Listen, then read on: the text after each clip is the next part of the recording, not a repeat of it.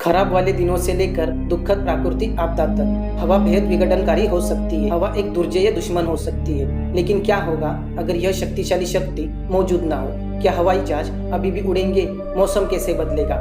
इसके बिना पृथ्वी कैसे दिखेगी? लेकिन क्या होगा अगर हवा ही मौजूद ना हो? आइए जानते हैं इसके बारे में।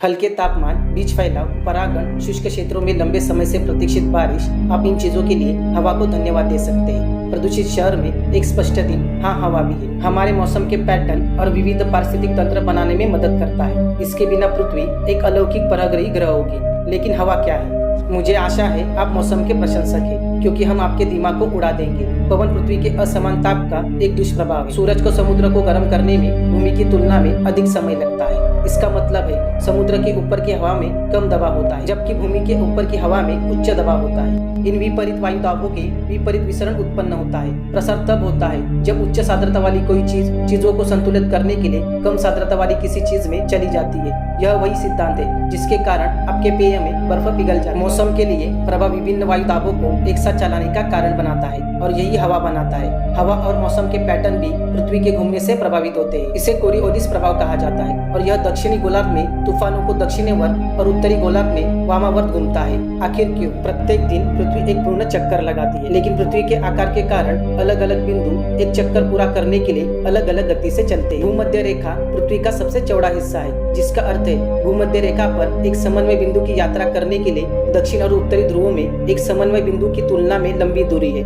और यह काफी बड़ा अंतर है। आइए इस बिंदु को यहाँ लेते हैं। यह एक पूर्ण रोटेशन को पूरा करने के लिए 1600 किलोमीटर प्रति घंटे की यात्रा करता है। लेकिन अगर हम ध्रुवों के पास एक बिंदु लेते हैं तो इसे केवल 2 मीटर प्रति सेकंड की गति से यात्रा करने की आवश्यकता होती है। यही कारण है उत्तरी गोलार्ध में वायु की धाराएं दाईं ओर तथा दक्षिणी गोलार्ध में बाईं ओर झुकती है। कोरियोलिस प्रभाव है कैसे हवा भूमध्य रेखा से उत्तरी और दक्षिणी ध्रुवों तक गर्म मौसम लाती है, और यह बहुत महत्वपूर्ण है क्योंकि तापमान के इस फैलाव के बिना हम मुश्किल में हो। पृथ्वी के चारों ओर गर्म और ठंडे दोनों मौसम को प्रसारित करने के लिए एक कोमल हवा या शक्तिशाली आंधी के अभाव में ग्रह चरम सीमाओं का देश बन जाएगा। भूमध्य रेखा के आसपास के क्षेत्र अत्यधिक गर्म हो जाएंगे और ध्रुव जम जाएंगे। पूरे पारिस्थितिक तंत्र बदल जाएंगे और कुछ पूरी तरह से गायब हो जाएंगे। लेकिन केवल तापमान नहीं है जिसके आसपास हवा चलती है, यह बारिश के बादल भी ले जाता है। जल क्षेत्र के ठीक बगल की भूमि सूख जाएगी और रेगिस्तान बन जाएगी, जबकि पानी के पास की भूमि शायद गीली हो जाएगी, जिसमें कई बरसात के दिन होंगे। इन चरम सीमाओं के कारण गर्म और ठंडे,